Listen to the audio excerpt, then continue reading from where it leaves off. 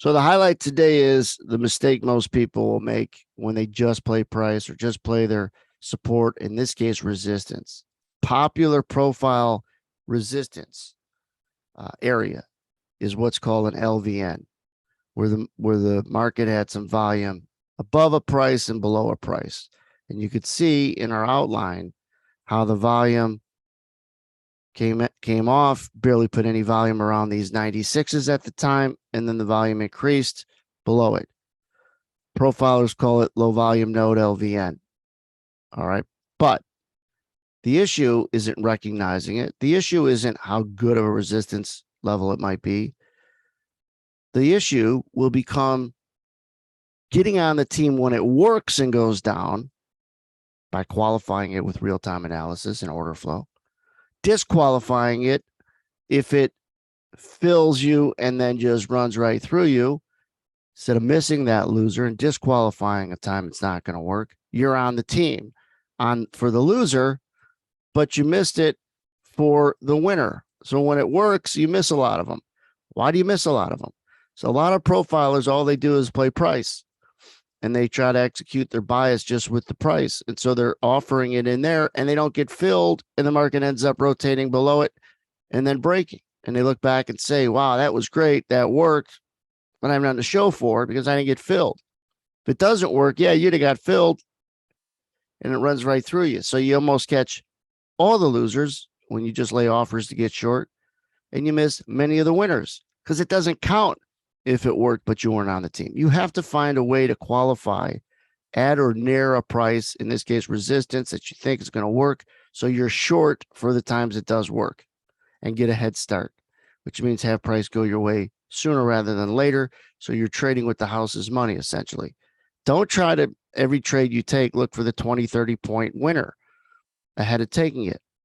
The further the distance of a trade you want, the harder it's always going to be. Every trade you make, if it's got to be the 20 or 30 point prediction, it's like a meteorologist always trying to just predict what the weather's going to be 7 days away.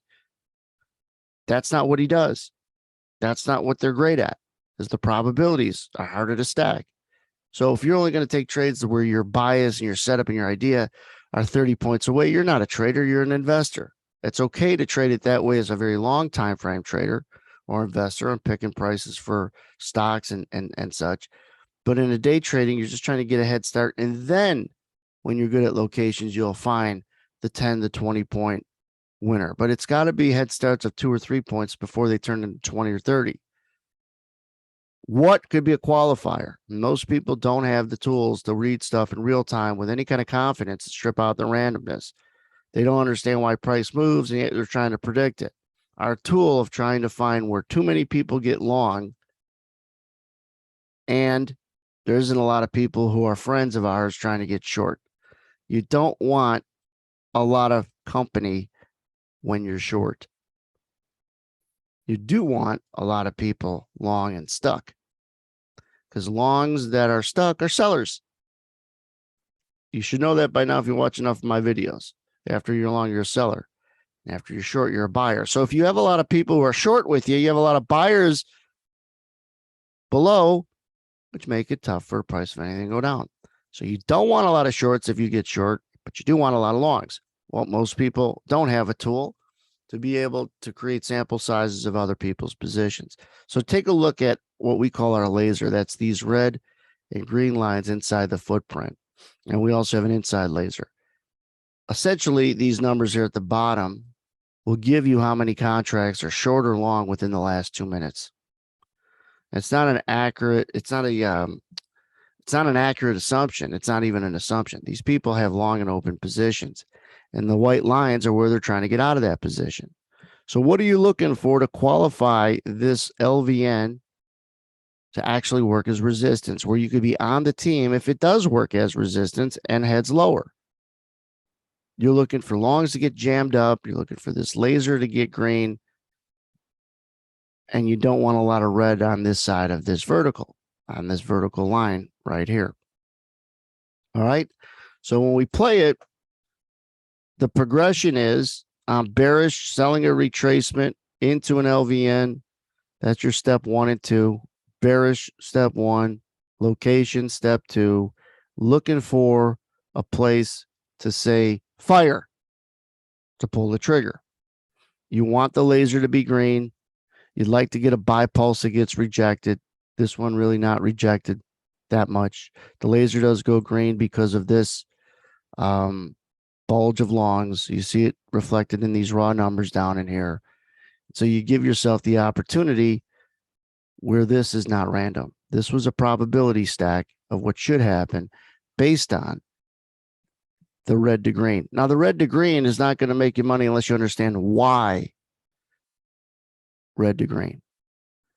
If you don't know why price moves, you're not going to be consistent predicting it. That's what trading is, predicting price. You got to know why it moves like the back of your hand and start from something that's non-debatable when you're trying to describe why price moves. Why does it move? Why does it move down? More sellers and less buyers. Would anybody argue with that? For the price to move down, you need to create less sellers and more buyers. Again, not people that are selling it, but also trying to sell it and can't get filled. So the sellers look like this because they want to sell it and maybe have to sell it and they can't get filled. They're not being met with buyers, but yet they're sellers. Well, I just walked people through when you're long, indicated by our OPP here, when the market gets long and 2-to-1 long over the amount of shorts, if you have more longs in the market and longs equal sellers, then you have more sellers in the market. So if you have what we just said, if you need more sellers for the price of anything to go down, how do you get there? Before it happens, you get there with the notion of more longs. More longs get you to more sellers. You can't say, oh, there's more sellers after price goes down. Of course there was. When could you stack probabilities that the sellers are coming? And that's why this laser will change red to green as the longs took over the amount of shorts in the last couple minutes. Doesn't mean you have to be a 2-minute trader, but you want to read the 2 minutes. You want to read inside what's going on because those are the inflection points that kick off a decent move, even a little move. You need a little move before a big move.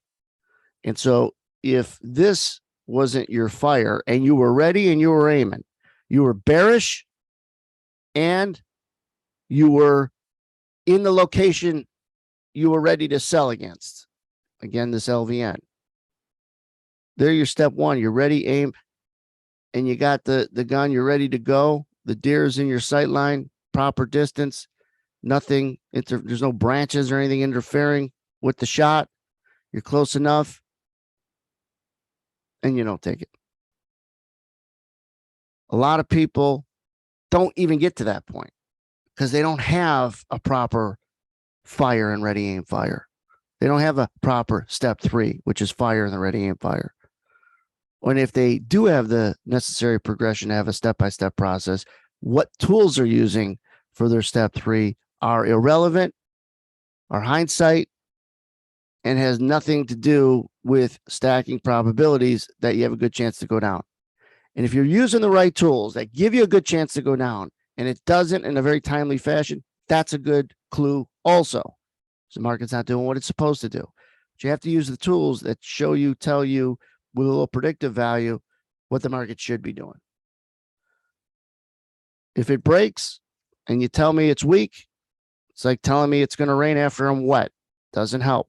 Doesn't matter. The edge that everybody needs to have in order to get and stay successful in this business is to be able to read the real time. And the edge is being able to OPP at other people's positions. If you don't understand why that would be value, then go take classes to be an accountant or a plumber. If you don't want to understand why price moves, then go take class to be a plumber or a carpenter, electrician, or CPA. Other people's positions. The only advantage or edge that's better than that would be for someone to give you economic number prints before they were released to the public. For someone to give you some sort of inside intel before it was released to the public. But you're not going to get that. This is your next biggest advantage is the crowded trade. A lot of people, when they get in this business, think, well, I want to get short. I want a lot of shorts with me. Go shorts. Hell no. You want the other. It's the opposite of conventional wisdom. Most of the advantages, the edges, the skill set in trading is opposite of what you would intuitively think. It's opposite of the conventional wisdom. And that's why people, when they join us, join me almost 100% of the time because, well, this is different than anything else I've seen on YouTube and all these explanations. I didn't invent it with respect to the concepts and the reasons why price move. That's since the beginning of the history of when price was invented, more buyers and less sellers make it go up and vice versa. My experience from the floor to see it in its raw form and its most basic auction-like form with the yelling and screaming called open outcry, in my 4 years on the floor as an ARB clerk, and then my 8 months as a floor or pit trader to actually see it and hear it. It was an experience that was vital. More importantly, I got into a professional venue of day traders called a real proprietary firm. Fortunately, I was in a city, born and raised in Chicago, where futures trading was obviously very popular with two main or major exchanges back then for many, many years, CME and the Board of Trade. That aside, that combination of understanding how auctions work, live, listening, hearing, and then a professional firm of everybody who is in that firm is talking trading. It's industry speak. It's like someone's internet connection's unstable. I wonder if it's mine. Anyhow, we're still on? All right. So long highlight today going over the transition, the when moment, the fire and ready, aim, fire. It's simple when you look at it this way. The complexity and the skill are behind these colors, these numbers, and these concepts. The notion of too many longs, too many sellers, that's what makes price go down. And most people suck, absolutely suck, not creating good resistance, not creating a bearish bias, but trading and executing that bias.